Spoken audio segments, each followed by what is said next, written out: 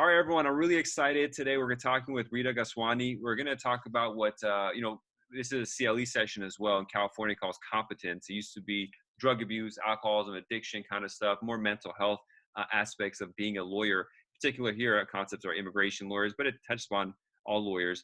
We're going to talk about. I mean, she's the expert on this. She has the book. I read the new Billable Hour, plus a new book which I unfortunately haven't had the chance to read, which is on my to-do list, The Holistic Lawyer, which really helps become a better person that could handle your caseload, your family life, all that together. And just so many concepts that go into this to become better and avoid the traps that so many lawyers fall into with regards to alcohol and drugs, or just things that take away from their purpose in life and their mental health, which leads to physical health and every breakdown that happens after that. In light of the coronavirus and Trump, unfortunately we say the same sentence. The stress that immigration lawyers have from the tweets that say immigration is going to end, and then we get nonstop phone calls from people freaking out, and then the coronavirus, which shuts down interviews where clients want their work permits faster and they wanted to interview faster. There's nothing we could do about that. They get angry. There's a lot of stress being piled onto us, and so I think this is hour is going to be really important to help us go through that. Rita, thank you so much for joining. Yeah, thank you for having me. So Rita, could you give us a background a little bit of how you got involved in this area? You're a federal immigration attorney, but this is, you're also, what do you label yourself as in this space? Sure, yeah. So I have been an attorney for 20 years. I've had my own immigration law practice the last 12 years, and I still do. I haven't given it up, and I realize I haven't given it up because I love it. So I always have, well, cases keep going on, and I'm still working with clients.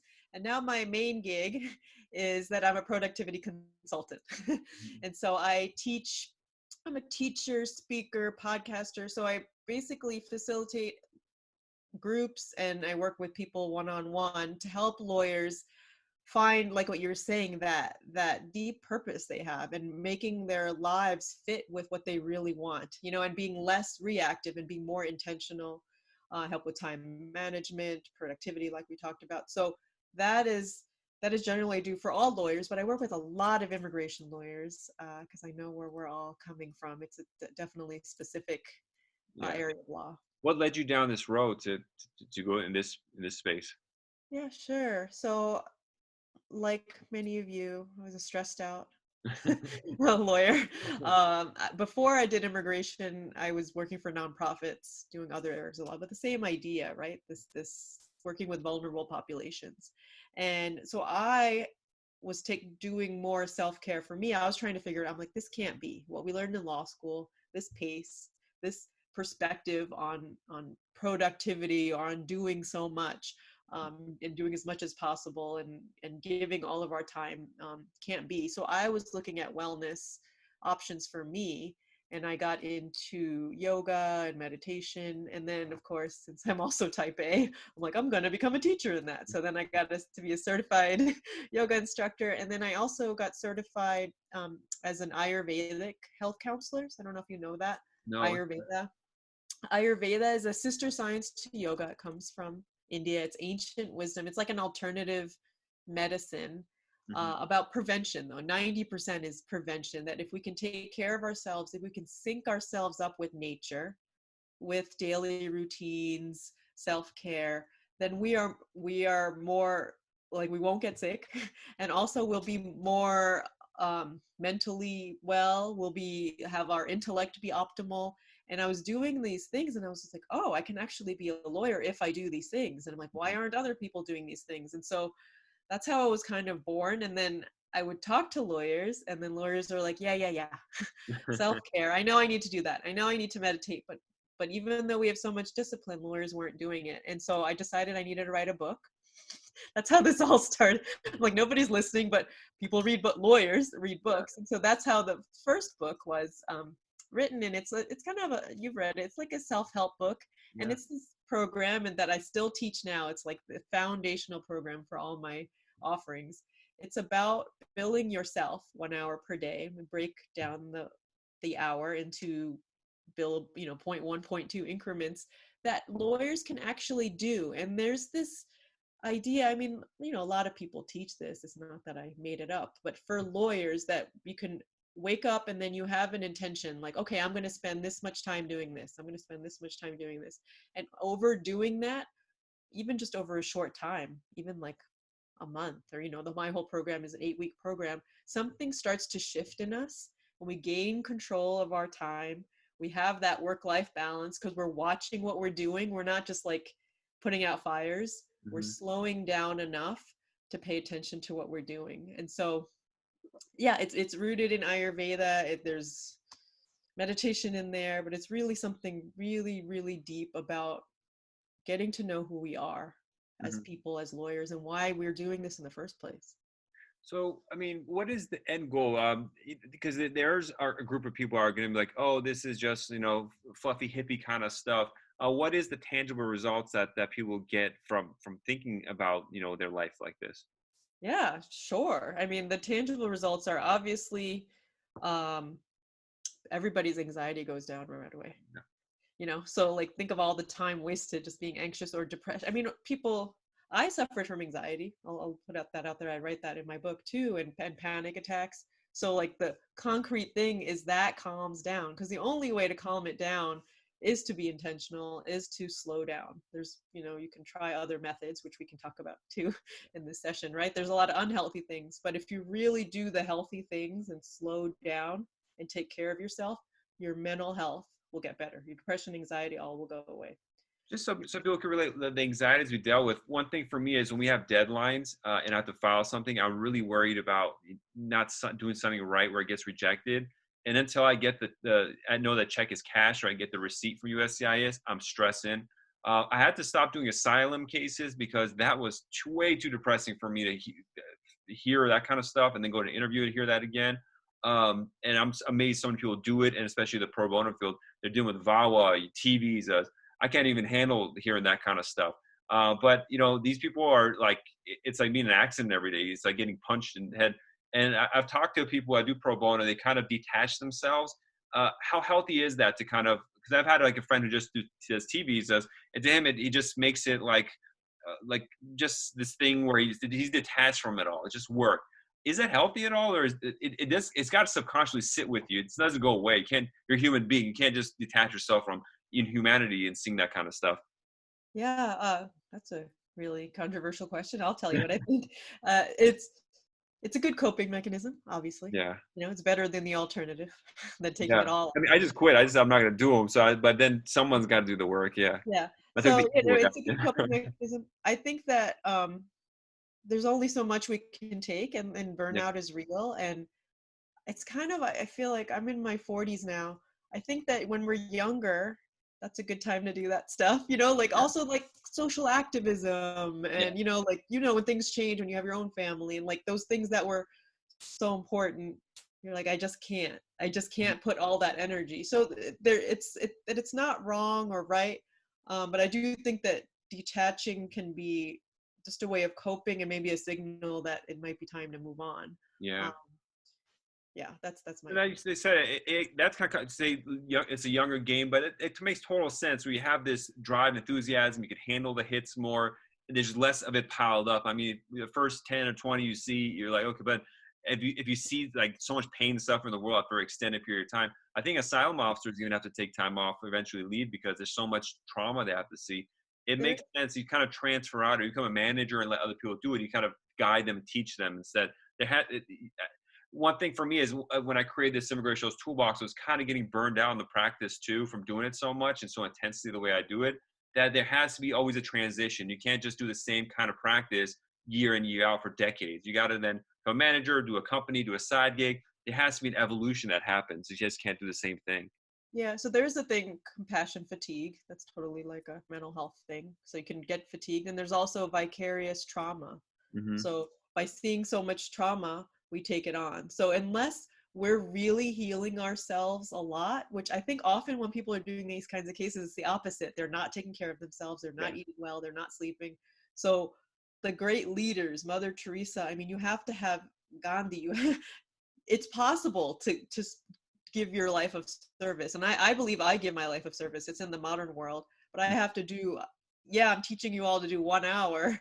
I have to do a lot of hours. So then because people think I have no stress now. I have so much more stress running Yeah. businesses business because I'm like, I don't even know what I'm doing.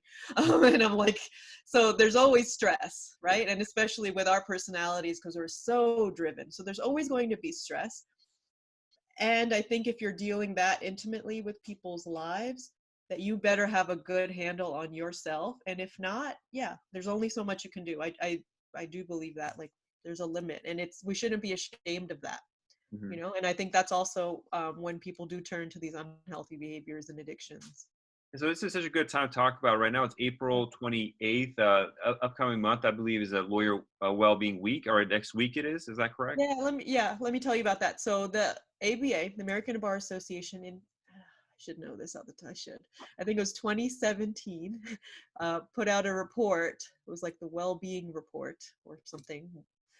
Basically, it's this really, you look it up, it's this really, it's like one of my other coaches told me, it's a gift that keeps giving. You can just keep reading it. There are no solutions in there, but it talks about all the problems in our profession, all the substance abuse, all the statistics, all dissatisfaction with our work, drugs, suicides, like all the problems, right? And the ABA is like, we got to do something about this. And then at the end, there's like, yeah, maybe we should take care of ourselves better.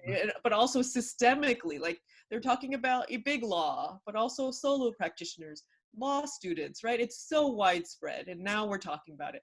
And so what came of that, it took like 3 years, is the first ever, I'm on the committee, ABA's Lawyer Wellbeing Week. Like there's a committee and we're doing this week. So May 4th to the 8th, 2020.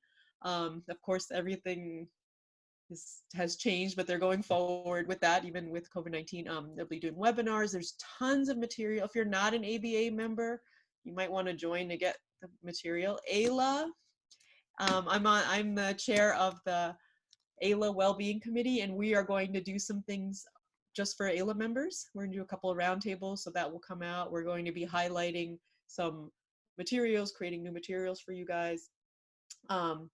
This is the time to start talking about this stuff, that we should take care of each other, take care of ourselves, have healthy environments for your associates, for those of you associates, and for your non-lawyer staff, right?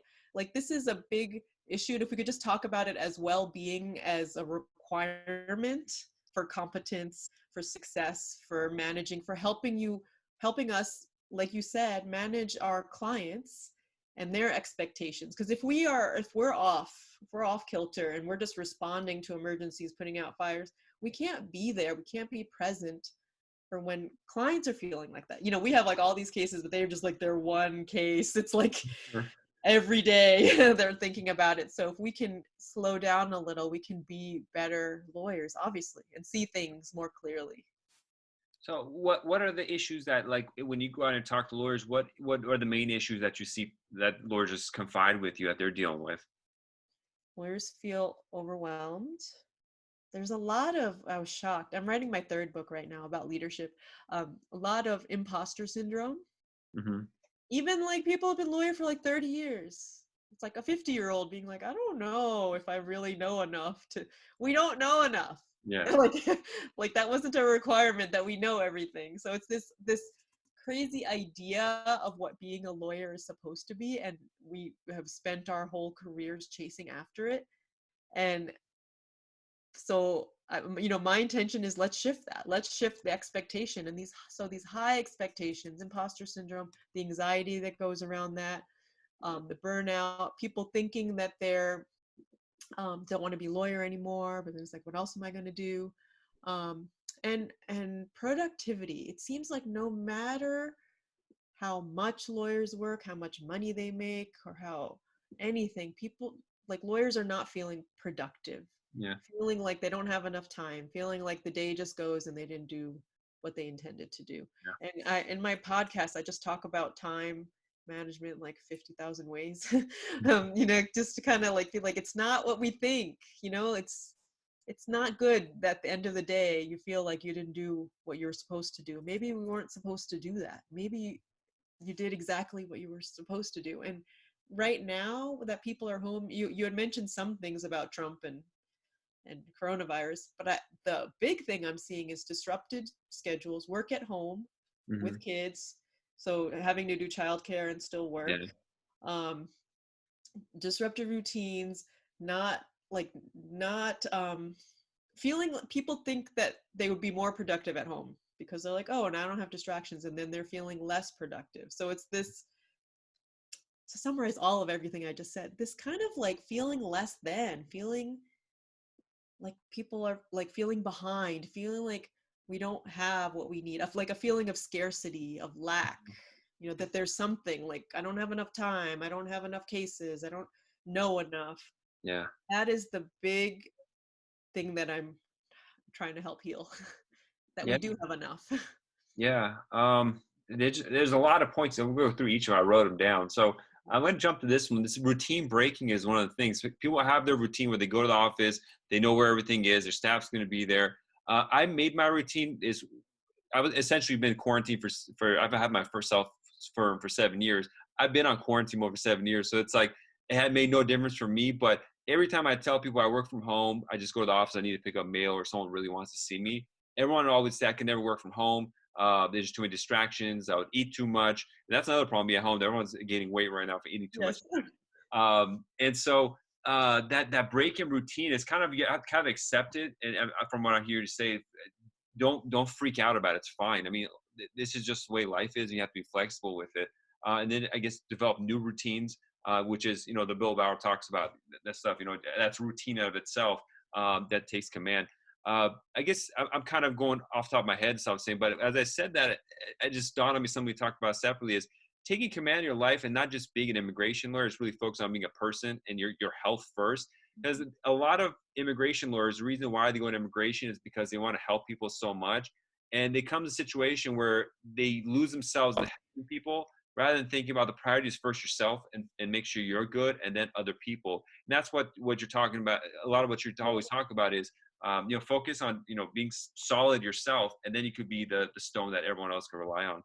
Yeah, I want to mention before you go on is this idea of overworking. Hmm. So the disruptive routines, I think that created some space, some structure. And so now that there's not any structure and people are home all the time, they think they need to be working all the time.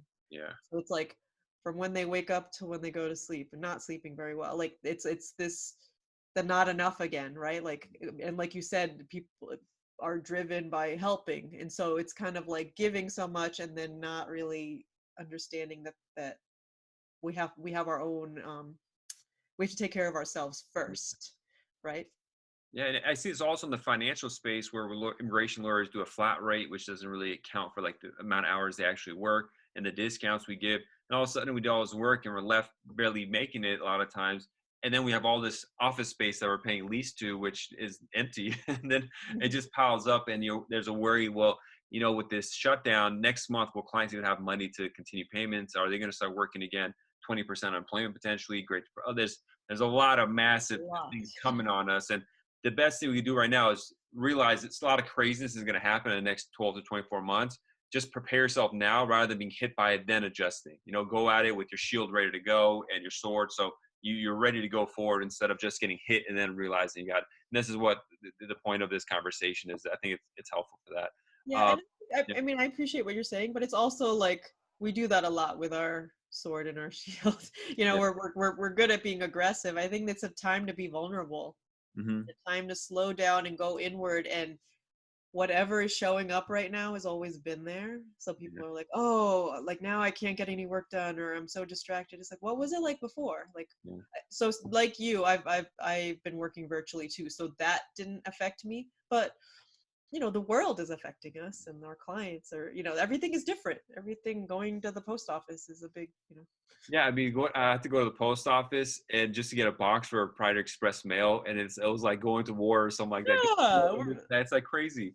yeah, And exactly. So, yeah, and it affects our nervous system, right? And so now is a time when we're home and we can feel safe, because all this stress, everybody's anxiety is up right now anyway. And then if you're an immigration lawyer, it's up. And then just to add to insult to injury, then Trump's like, let me just mess with immigration a little bit. Like, now it's like we were already suffering.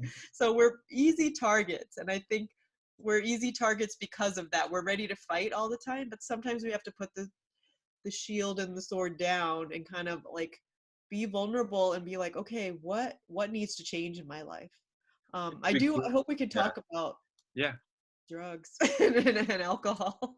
Well, yeah, we'll get into. I mean, that's what happens. The consequence of this kind of anxiety, it leads to a relief, and that, and so, for me, I don't drink. I only drink alcohol when I really have to. My wife's like, okay, drink a glass of wine. But actually, my doctor said, my physical, he's like, there's some sort of positive calories or something that I need. He's like, drink more wine because you need the positive cholesterol. I'm like, really? And I started drinking. I don't like drinking, so then I got these wine pills, but they gave me Oh heartburn. my So God. the What backward other food you could ingest that will have the same? my addiction is just diving deep into studying immigration more and studying the cases more, which it seems more healthy, but at the same time, I catch myself reading AO decisions on end and like kind of distancing myself from the world. It's not, I'm watching the series like on the Bulls. It's come out about Michael Jordan and stuff like that. His addiction is just winning and being competitive, and that has a positive side or side of he's a winner and he makes a lot of money.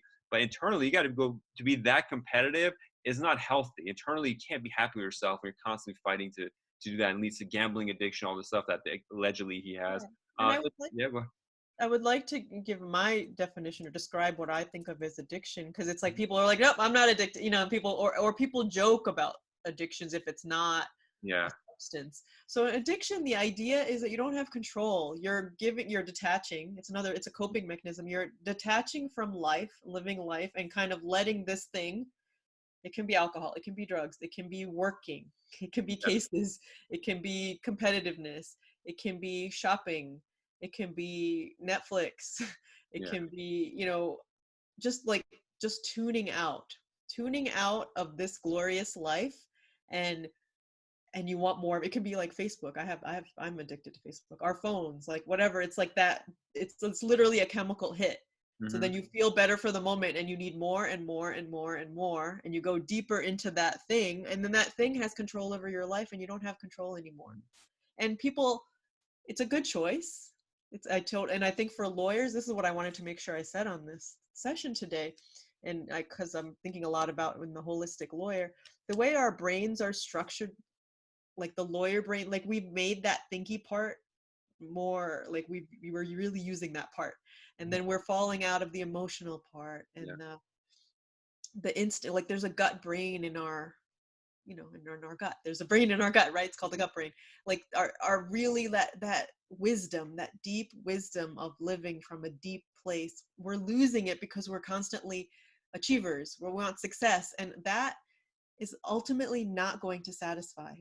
Everybody talks about when they die, they're like, I wish I worked more, I wish I read that other case, I wish yeah, I knew more, so it's this insatiable appetite that will never be resolved. And so it's a life of chasing, as mm-hmm. opposed to being in this moment, spending time with your children, spending time with yourself, connecting with nature, connecting with a client and a success. I notice with immigration lawyers, we don't even pause, not very long, when there's a success.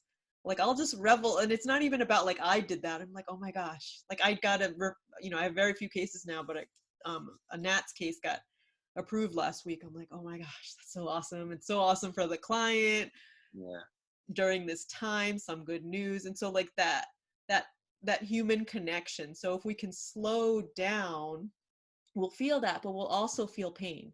And yeah, so everybody's joking right now, like in the lawyer culture, about drinking, like I need a drink because like yeah, it's escaping from the pain that's never going to go away. But if we experience pain, we can also experience joy without judging either. It's the human experience that we all crave. It's like it's right here. It's right here. We don't need to do anything, but I think addictions are trying to avoid it, yeah. and trying to find satisfaction somewhere else. Give a personal example. My dad was a successful businessman. He worked nonstop, and growing up, I thought, well, he's very successful. He wants to continue it. But as I got older, I realized it's easy to dump yourself in your mind in the work, so you don't have to deal with the feelings and emotions. And he comes from a generation where men were told not to feel. So then, if there's Yeah. family issues or something happening, it's much easier to think about work rather than feeling the negativity of it. But you really have to confront these issues, like getting drunk or getting intoxicated in a way to numb yourself to it. I realized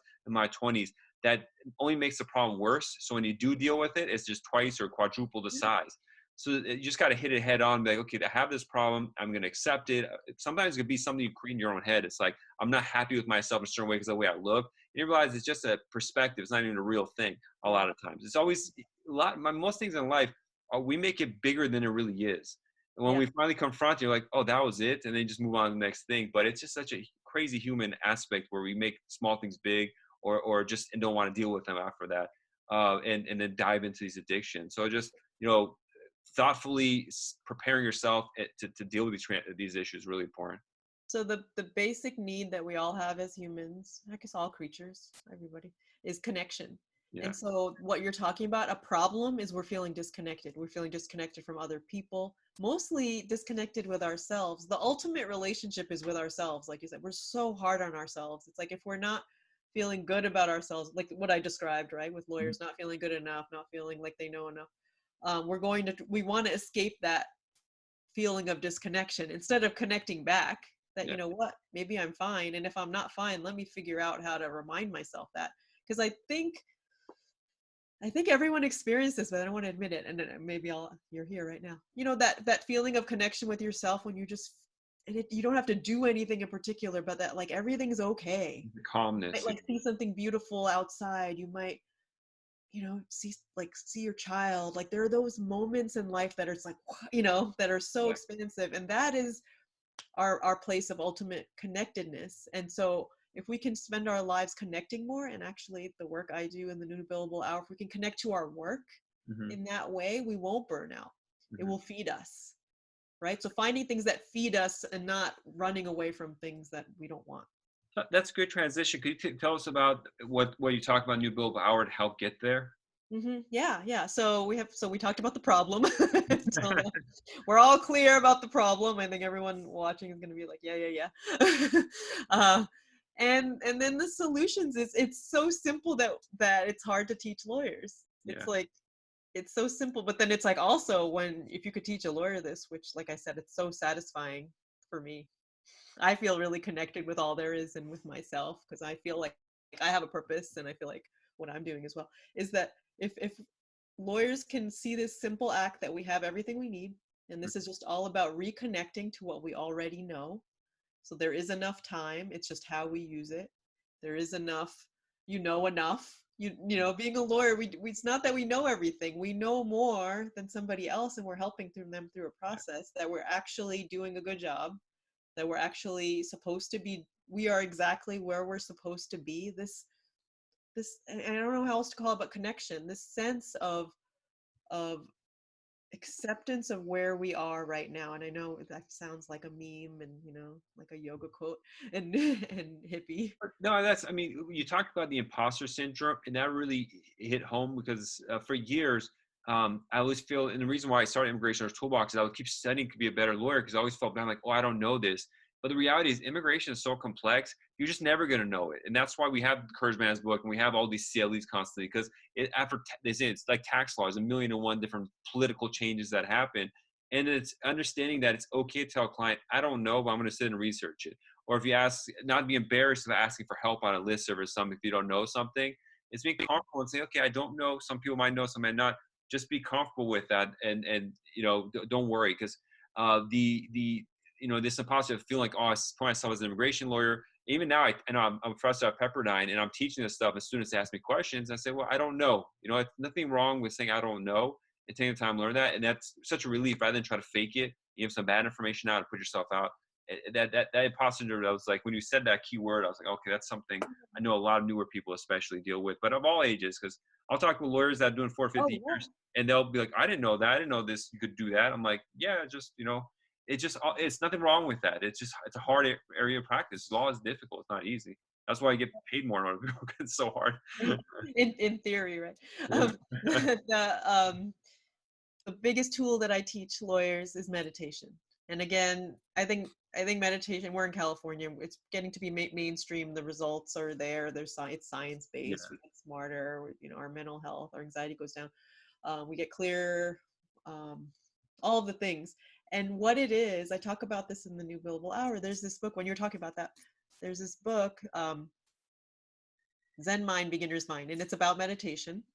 Hmm. And it's about having this beginner's mind. And I'm sure you've heard it in other fields too, that approaching every meditation session as if it's your first. Yeah. And that is really the essence of life. Like, we don't know, like we literally can't know what's going to happen next. And I'm hoping, a lot of us healers are hoping that this coronavirus is showing us, like, you have no idea what's going to happen tomorrow, no idea what's going to happen moment to moment. And that is scary to lawyers because we want to be in control. We were told we're supposed to be in control, but really it's accepting that time, actually everything is moving.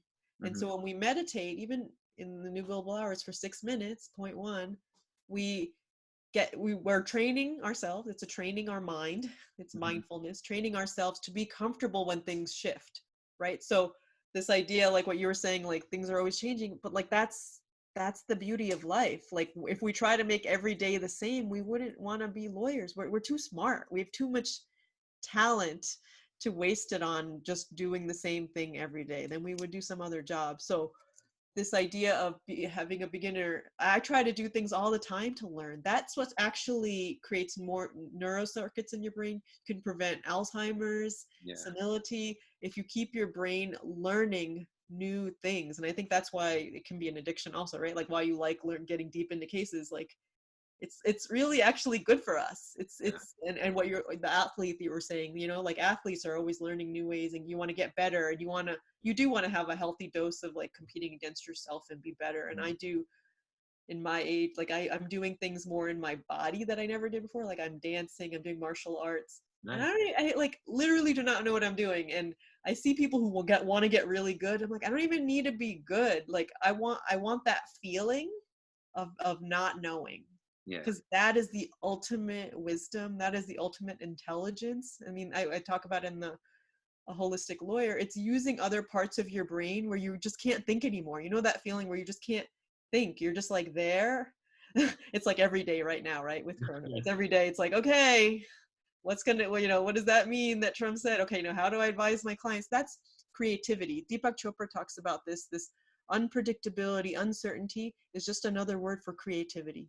Yeah. And that is what we're here to do. If we can keep the channels open to create new things, new ideas, like we've been talking, like your toolbox, like if we can keep creating, that's how the world is going to change, Yeah, and how our the clients are going to chaos feel that better. exists, instead of being afraid of it, jump on him. Like, well, how can we rearrange this chaos and make some new order out of it? And Yeah. what you said, learning new dancing, learning new, martial arts, just doing something new so your brain takes a different direction. It's really easy to get bogged down, think about immigration law and cases all day, but do other stuff, or look at it at a different light. So for me, the toolbox was a different way of practicing immigration law, other than to consumers, is to businesses and helping other people in different ways. It's caused me to do videos where I edit videos. So my editing skills have gone up. My public speaking has gotten better because I'm constantly speaking in front of a camera. I grew up a really shy kid. I would mumble. So until 25, no one could even understand what I was saying.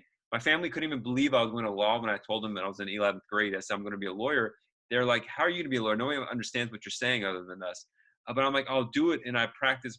And so, there's a lot of growth that comes just by doing new things. And then it causes me, like right now, we got to meet each other. I would never have, I probably would have met and naturally because the AILA convention or something, but in the way we're connecting right now, it's just so different. Just because I decided to do something different with my life, my career, my time. And so you got to branch out, do other things, hobbies or something. Have these kind of different releases that'll challenge you, without the consequences of practice of law, which is if you mess up, it's really dire. But it could be learning something new technique, dancing or something that just, where the consequences are just say, okay, you got to work harder next You time. know, I do want to challenge that, right? Because you're a very good lawyer, I can tell. Thank At this point, I can tell just by meeting someone and having time, is that we are so afraid of the consequences. But like when we look back at our career, it's like as long as we're good people, ethical people, like we're so afraid of messing up. But the messing up isn't the problem; it's the intention, right? If we're really putting in the time, we're being honest, we're actually being creative, we're doing those things, taking care of ourselves, we can handle the results. We can fix the problem. Some things we can't fix. Most of it is out of our control. Most of it. I know you're like, I totally get you. You send in a case, did they receive it? I've had cases lost. So it's like we know it's possible that, I've had that problems. I wrote the check number wrong or like yeah, wrong date on there. Like, I'm like, oh no, I got returned for the dumbest thing. or the wrong amount. I did that Yeah, recently, and then the client loses all faith, and it's like you gotta. But what I noticed when happened. those mistakes happen, though, if you can step out of, if we can step out of ourselves from that imposter syndrome, that's what the client needs. I mean, think about all the vendors we use, right? We go to doctors, we go to just whatever, we buy whatever. Like, what do we want when they mess up? What do we want? We want them to admit they did wrong, then we want Yeah. them to fix it. When they start like posturing like no, there's not a problem, like then we get more anxious. No, I read somewhere a stat that said when doctors just admit and apologize to malpractice, it's crazy low how many lawsuits they get. Like it just Yeah. these lawsuits, just people get annoyed that the doctor's trying to hide it and not cough up and just be honest about it. Yeah. And with lawyers, I did a CLE for Ayla about this. Like we're so worried about like discipline, like bar discipline, and Yeah. my co panelist worked in Texas, which a huge state, for the discipline. She's just like, oh, it's really bad stuff. It's not like, you missed a deadline or some, made an error. It's like a lot of substance abuse. Yeah. People are just like, lawyers are just so depressed they're not doing anything, like they can't function, Yeah. And, or they're embezzling money. yeah, I mean I've read those where there's just like the lawyer sat on the case and doesn't do anything. I was like, what's going on? Where they just sit on it, and like and it's depression. It's like you don't even want to. It's like not getting out of bed. You don't want to even open the case to get it started. It seems you don't want to think about it. I think that's relevant for this session right here. That's the irony. Like, everyone's stressed out and then they're drinking or they're doing their addictions. It's like that's what's going to cause you to get in trouble with the bar. Hmm. Not not taking time off to be with your kids and but like choosing to be with your kids instead of working more, Yeah. like it's really, you need to take the breaks. You need to take care of yourself so you don't make these bigger mistakes. Like things are gonna it's to a high standard. Basically we just have too high standards of what we're supposed to be doing, and then we're missing the mark, and Yeah. that's the problem with this profession, and we have We to go change it. towards perfectionism, and it's like it's just perfectionism is not a realistic thing. It just creates a necessary, unreasonable stress on you, and that's that. And so even when people like, I'm always out there talking about immigration law. I've had a lot of students to say, "Oh, I want to be like you, know everything." I'm like, dude, I don't know everything. that's why I'm recording this library of tips and videos that is like a reference in myself because I forget what's going on too. It's really hard. It's just that perfection, the Yeah. being that is just not realistic. And, I, one thing that happened is as I got more into immigration law, there's a lot of heroes we have with the big immigration attorneys, and I got to know them better. And the humanity hit me. We're like, they're just like me. I used to put them on this pedestal. They're so great people that worked hard, but they make mistakes too. I've even had like my people are my heroes have their clients come to me because I've seen their mistakes. And I'm like, well, it's just honest mistake happens. On perm, you miss one box here or you submit stuff late. It happens to everybody. This doesn't mean you're a crappy lawyer or sorry language, but if you're like a horrible person, it just happens. It's not good. I mean, try to avoid it and learn from it, but don't kill yourself over it. Don't like really you get down on yourself and make you lose track of the bigger picture. I have a podcast episode about mistakes, and they're really opportunities. Hmm. Probably you and I could probably think of our mistakes, and we will not do that thing Yeah, again. never again. I read Like those checks in lesson detail. learned. And I do want to also say like that for my business, people come to me, lawyers come to me when they're feeling overwhelmed and stressed. Like leaders in ALA, people who have been attorneys for a long time came to, I'm like, really? And then you find out what's going on confidentially. It's the same, so we're all going through the same thing. And so that's why we need to talk about this. I'm glad you're doing this. It's not that someone has it figured out and Mm, that you don't, like you're yeah, sitting, like we're all in the same boat. And somehow we have this competitiveness or this like comparing that it's not real. yeah. We made it up. The Instagram kind of lifestyle we have outside the legal sphere, when people on Instagram see these lives that are really high end, it's like, dude, these are all Photoshop. It's not real. These people come out all the time saying they're depressed, and so it's not a real thing to strive for, really. And money, like people think you have money and then you'll feel good, and we see it all the time, like Yeah. with celebrities who have so much money and it Mhm. actually makes them miserable. Yeah. They're just, they don't have that purpose that we do. Hmm. I really love lawyers.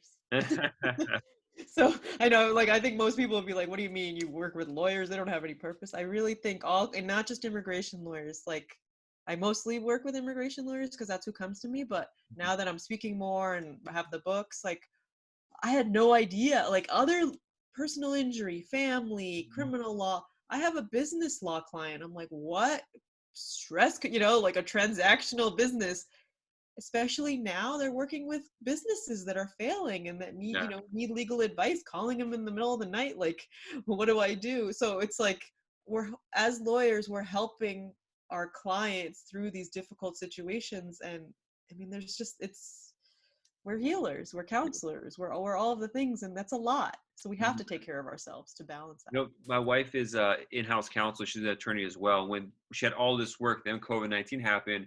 You know, these corporations weren't ready to have policies in place for how to deal with that. So she's Yeah. already following the news. She reads it. I don't even read the news, but she's more in tune to like the sick count, death count.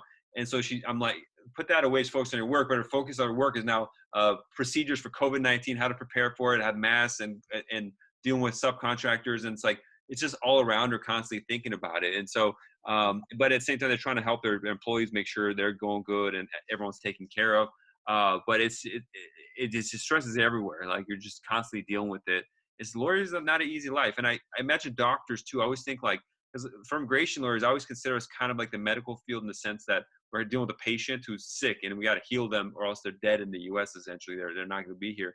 But I'm like, if you're a surgeon and you're on the surgery table prepping on someone, it's a lot of stress you got to deal with. And how do you you should probably do a book that's more holistic, professional, not just lawyer, because they're dealing with that too, of thinking like, this person could just die right here. I could cut the wrong thing or not do it right, or just luck happens. So My mother's a retired physician, and she says the same thing, but lawyers are unique. It's so unique because it's like, that's obvious, right? Like, okay, life or death on the table, but we're not just immigration lawyers. All lawyers are dealing with life or death. Because what is life or death? Like, what is it other than an idea?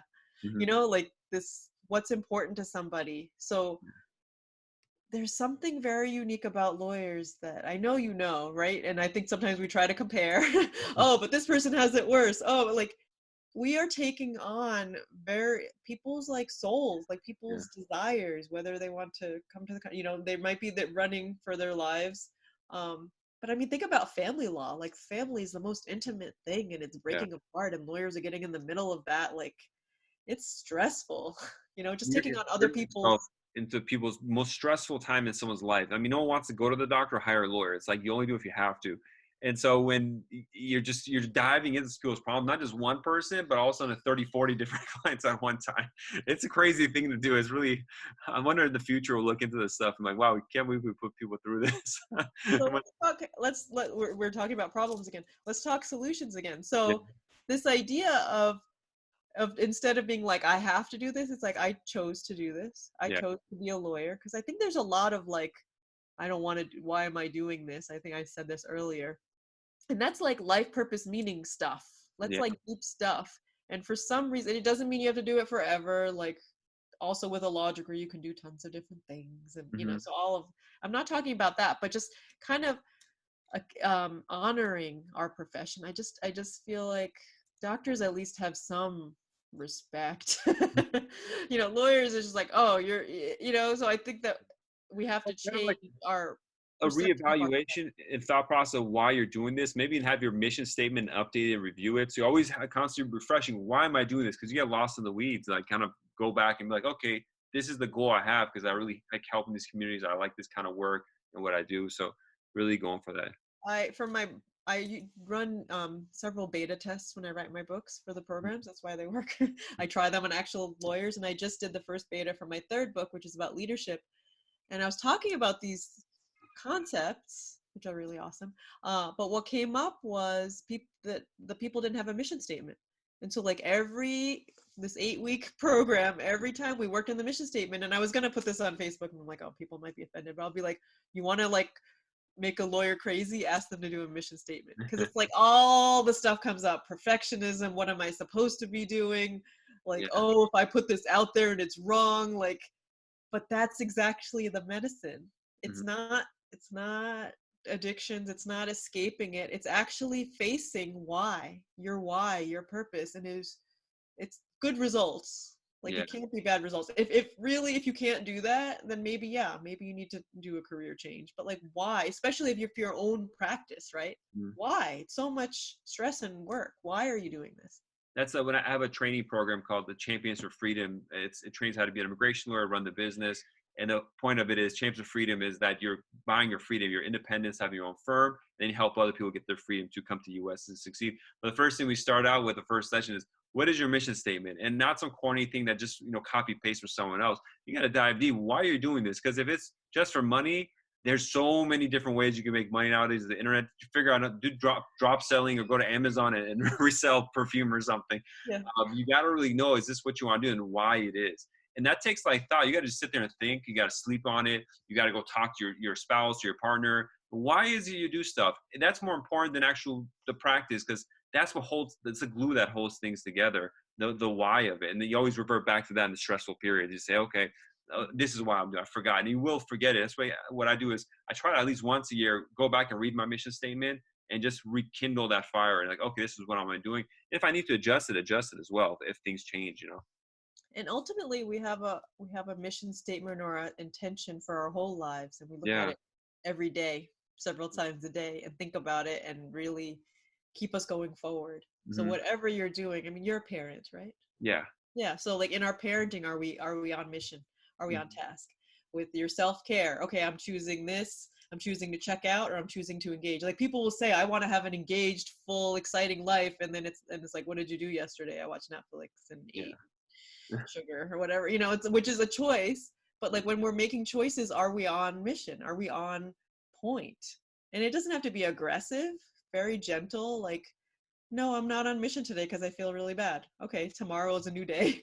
I'll try again. So it's a lifestyle, really. This Hmm. is this is a way to live, and people want that lifestyle. But it's this weird thing, right? Even though we're hard workers, the whole population, like, we don't want to do that hard task of looking at ourselves and what we really want. Like I we think the want. internal review is the hardest thing. It's harder than climbing Mount Everest, really.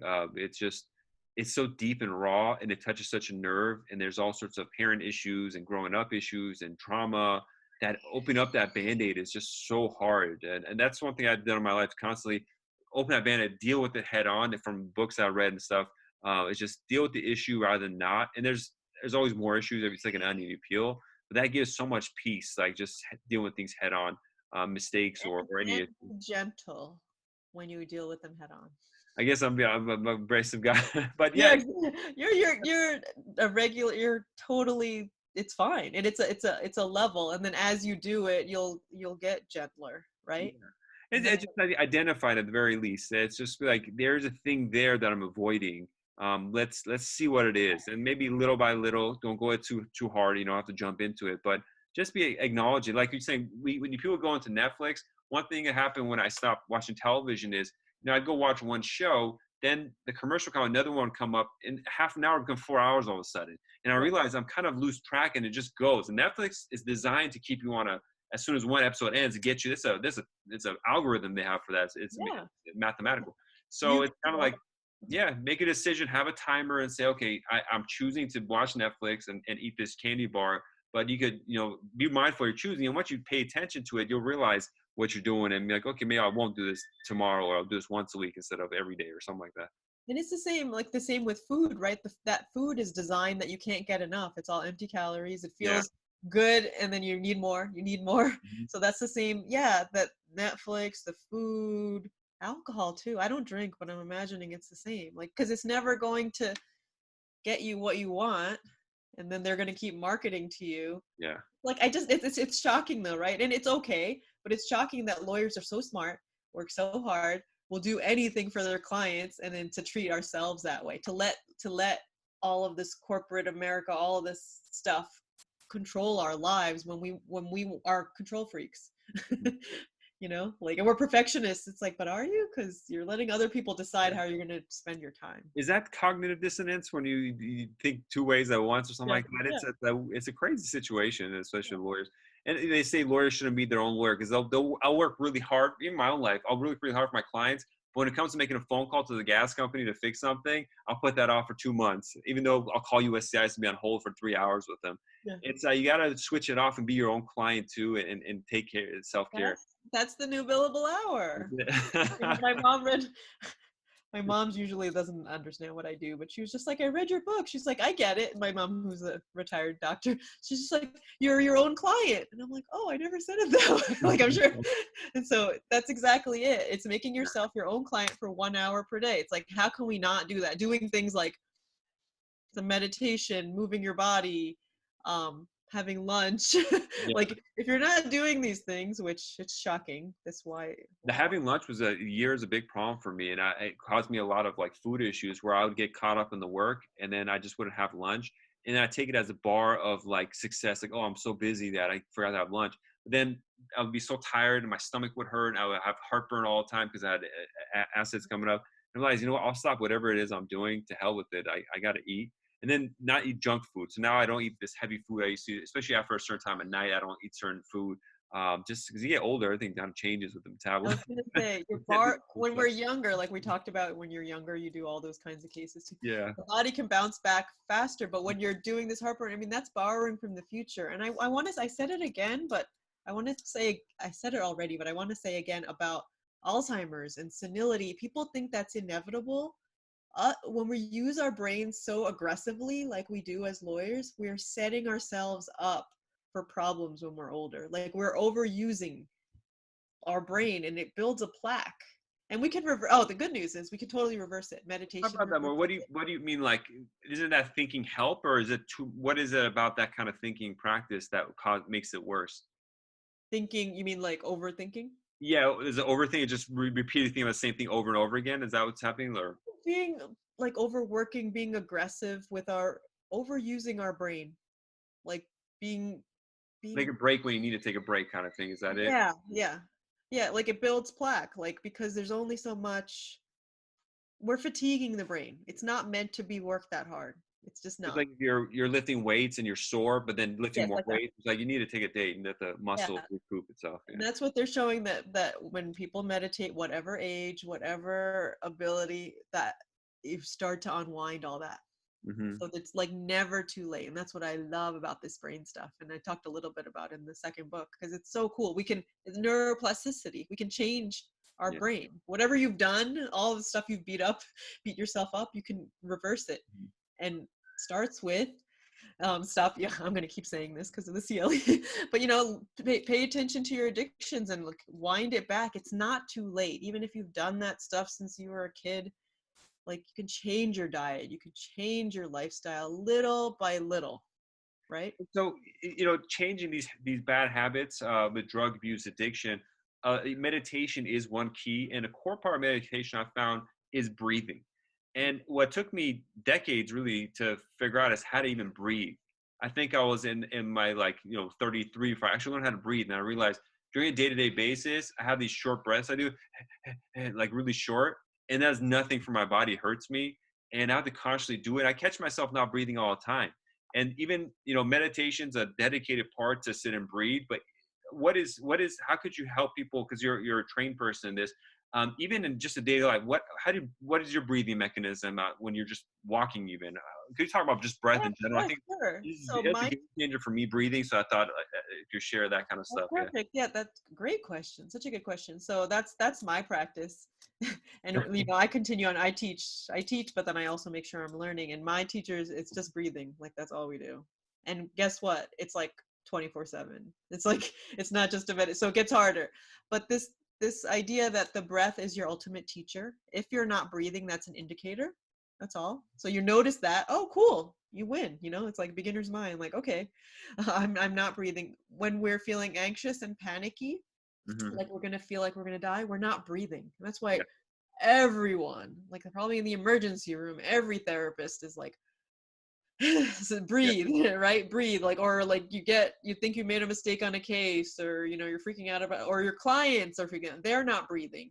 Hmm. Any feeling that we're disconnected from ourselves or other people, or how fabulous we are, any feeling of imposter syndrome means we're not breathing, because breathing is our connection to ourselves.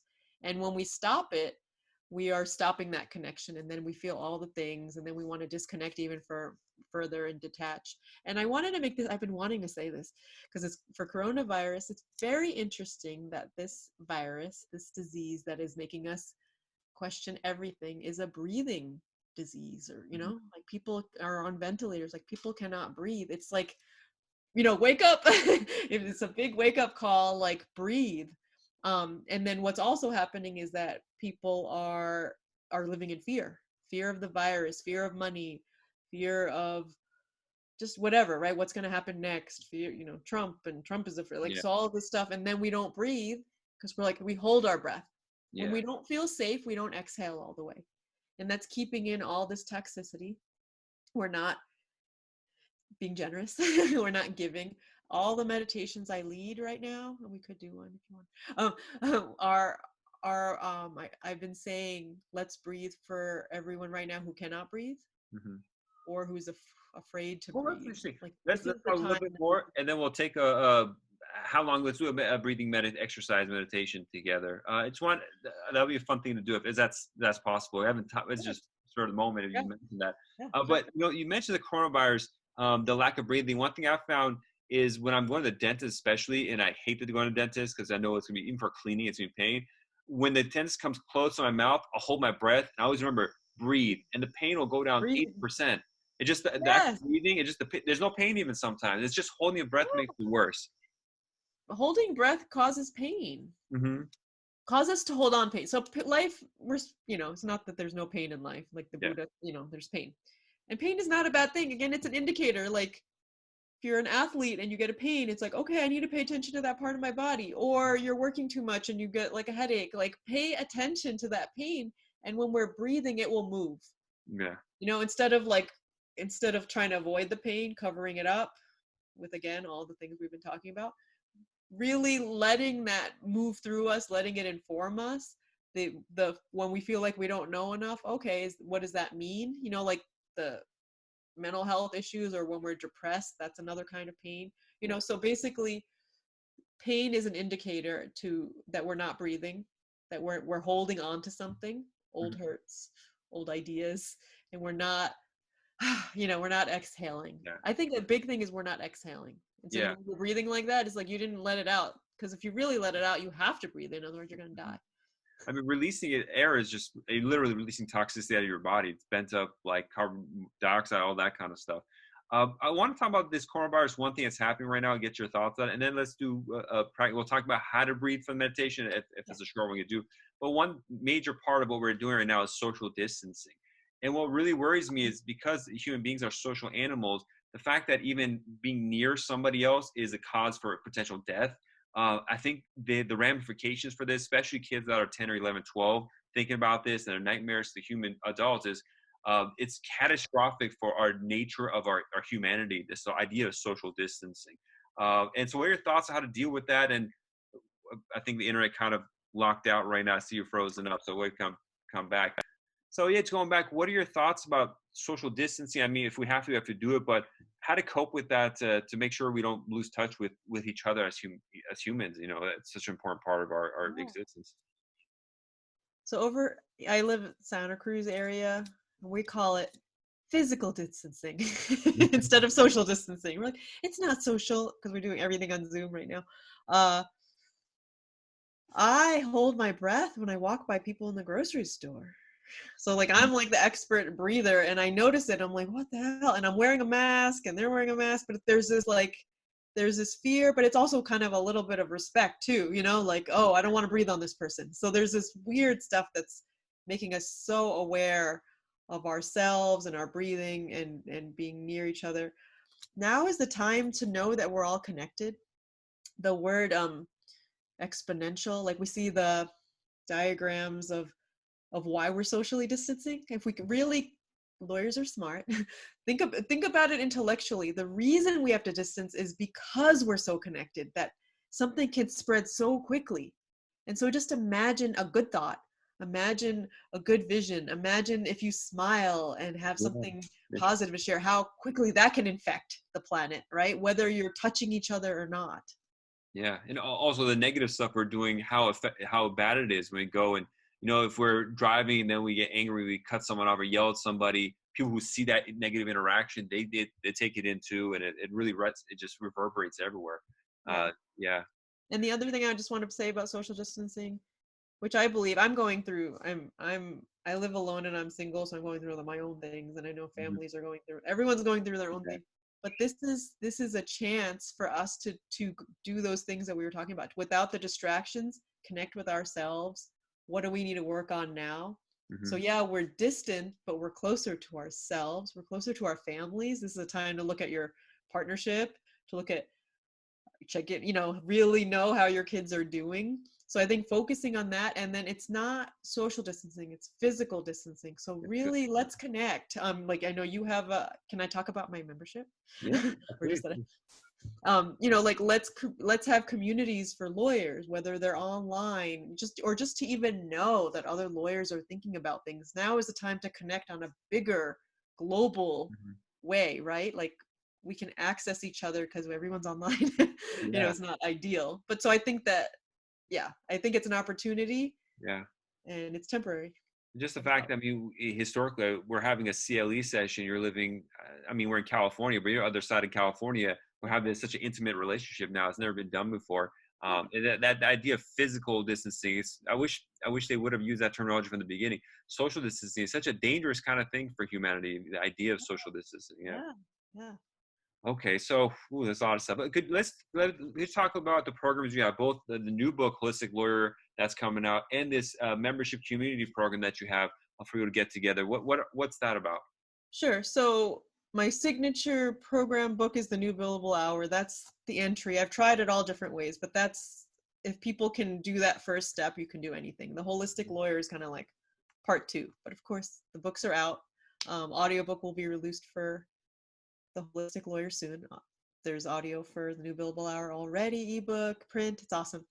Amazon, everyone's buying on Amazon. Okay, go to my website, newbillablehour.com. You can access the book for free, and also we're getting the finishes. I'm building my own web. Well, I'm not, but Yeah. my IT manager's building, and I have to do a lot of input. We're building on my website everything. So in there is the book. We're creating an online library and a membership. So if Mhm. when you join the member, there's a free version where you can access the book, access videos, um, articles I've written, meditations, Yeah. all of that. And then also like there's a paid membership where you get calls with me, more interactive calls.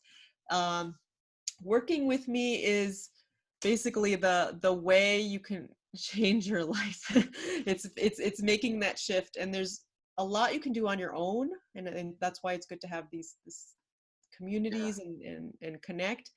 But this commitment to yourself, and people are doing the program now and they're going deeper than ever, Hmm. because like the distractions have fallen away. I have to run here, I have to run here. It's like, no, I'm right here with myself and I'm meditating. Like I have no excuse not to do it.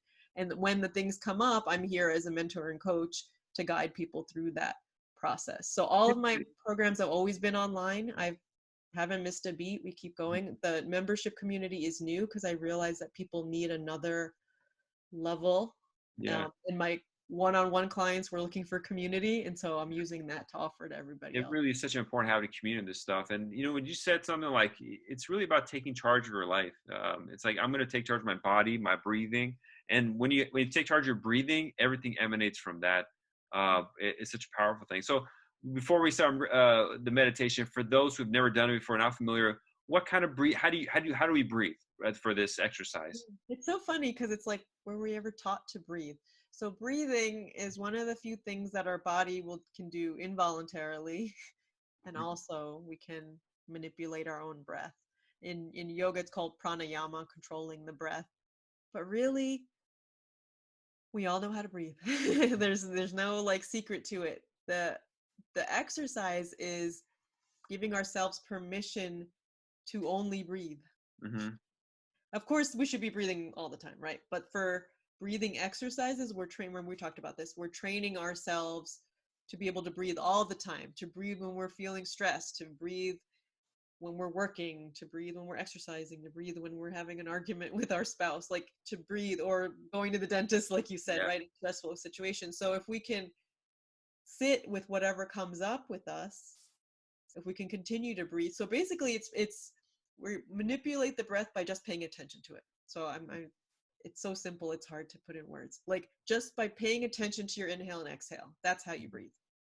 And you kind of, it's might be more complex, but like breathing from the diaphragm or just the lungs, or is that too advanced? It's just breathe in general, however you like to breathe right now. Um, you first start by making sure you're breathing. So how I teach lawyers, especially, this is who our audience is, right? And I know this is such a good lawyer question. That's why I created the program. And now I have an online course because people are asking me the same questions. I'm like, watch the video. Yeah. So yes, there's lots of different ways to breathe and lots of different parts. And ultimately, we want to breathe from all of those places. Okay. However, that's most people aren't breathing at all. Yeah. So wherever you're breathing, I do want to say that I totally teach meditation, but there are wonderful meditation teachers out there, and there are apps. There's Google it, YouTube. Yeah. There's tons of information out there. Like you and I don't need to like invent it. Like it's out there. It's all good. There's especially my clients like Headspace, and I think I think these ones are geared towards like smart people who like need an app and it tracks you. And so there's guided meditations. Headspace, Calm, Insight Timer, these are all good, and I talk about them in my book So, as well. uh, Guru Ritu, Yeah, guide us into this meditation. But you take charge and let us know how we could do something. yeah, how long do you want to go for? Just a few minutes? A few minutes, yeah. Okay. So first I'm going to guide like I usually, so I just guide you and people can I'll talk. listen All to right. whatever you say. All right, let's put my meditation voice on. So find a comfortable seat. If your feet, possible your feet planted on the ground, if you're sitting in a chair, sitting up tall but relaxed, relax your shoulders. Yeah, you can relax your neck, Looking down the screen, got my neck stiff, so I gotta kind of. Okay. hands, hands in your lap, relaxed, relax shoulders. And take some time to look at your or think about your head. So relaxing your jaw. We often are tight in the jaw from so much talking. Maybe you want to move it around, parting the lips a little bit, relaxing your eyes back into your socket. We're doing a lot of Zoom right now, so we're using our eyes more than usual. Relaxing our forehead. Imagine relaxing our head. And then noticing, as we do that relaxation, noticing our breath. Where are you breathing? What is the quality of your breath? Are you breathing in your chest? Are you breathing more in your belly? How slow is your breath? Are we rushing to get the next breath before we even exhale? So the first stage is to noticing, doing a scan. And then we can manipulate it a little bit. The first exercise when I teach at ALA conferences is about bringing the breath down to the belly. So if you feel comfortable, you can put your hands on your belly. And then on your next exhale, exhale everything. And then take a deep inhale into your belly. So inhaling into your hands, really expanding your belly, your diaphragmatic breathing. So into your hands like a balloon.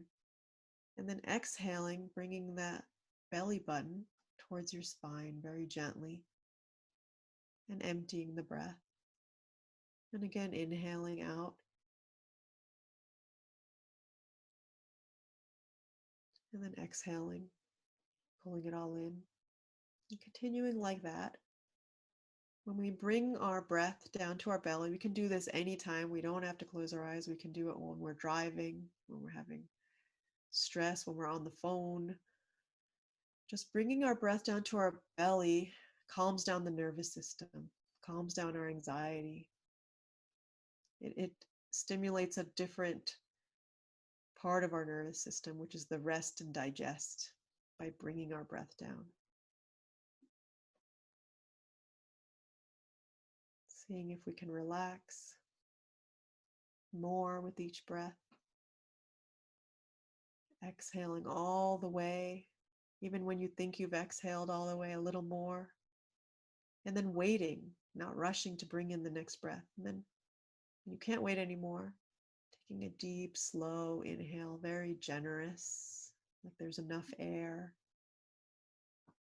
There's enough energy for us to nourish. And then we exhale, let's send it out. Let's also be generous. Send out all of that energy out to anyone who needs it. And since we're in the time of the coronavirus, I invite you all to breathe for those who can't breathe right now, who are sick, and for people who are afraid, people who may be at risk, afraid of getting sick, or maybe just afraid for their businesses, afraid for money, afraid for their families, afraid for their life purpose. A lot of people have built up businesses, built up their careers, and they don't know what's going to happen next. What is this world going to be like? So breathing into that, being super generous, and also accepting and nourishing what the world has to offer and the opportunities that are coming right now. So inhaling deeply and exhaling deeply, slowing down the breath. In yogic wisdom, they say that our breaths are limited, that when we're born, we're only given a certain number of breaths. So the way to extend our lives is to slow down the breath. Then we'll have more time to do everything that we want to do, be everyone we want to be, and live our purpose. So take a few more breaths. And when you're ready, open your eyes, come back to this moment in time. Wow, you already look more relaxed. Yeah, it wasn't even that much time, that's all you need. Yeah. There's a few minutes, like you said.